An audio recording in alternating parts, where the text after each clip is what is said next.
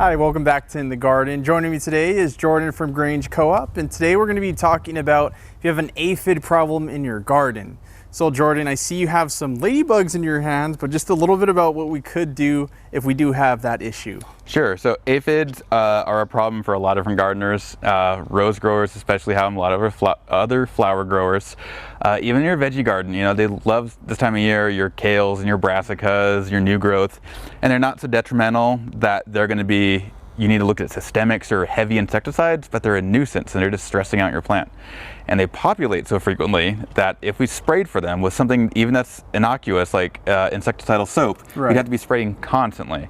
We can let nature do all the heavy lifting with something like live ladybugs, which you can frequently find in several garden centers, including Grange Co-op. Awesome. First thing we want to do, so these ladybugs are cultivated, they're coming out of a artificial hibernation, and what they're going to want to do is camp out for the night.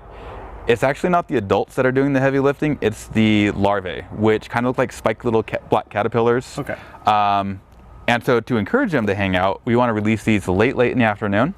And I would recommend spraying a sugar water mixture, kind of like what you get to a hummingbird food, all around the plants in an area that you want your ladybugs to hang out at. Okay, and then we always see ladybugs in our garden, so is this some of the things that they usually do? I mean, if you didn't know, but is this what they're doing, kind of solving that issue? Exactly. Okay. So, whoa.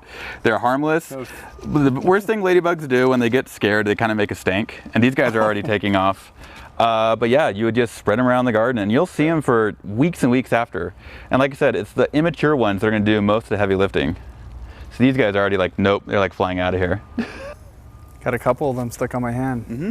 So are there any other you know, insects that you're able to use to help with an aphid problem?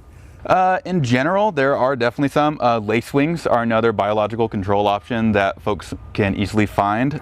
You also get things like nematodes that affect grubs, which we'll talk about in a later segment.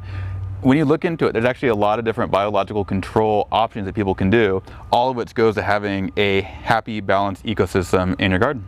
Okay, awesome. So I mean, I guess this guy is just gonna have to come home with me. Is there anything else you'd like to share about what you can do if you have an aphid issue? You know, obviously, if you're going to use ladybugs, don't go spraying immediately after. You have living organisms in your garden that you want to keep around, even when that applies to something like organic sprays. Mm-hmm. Really, it's just about finding balance with nature in your own backyard.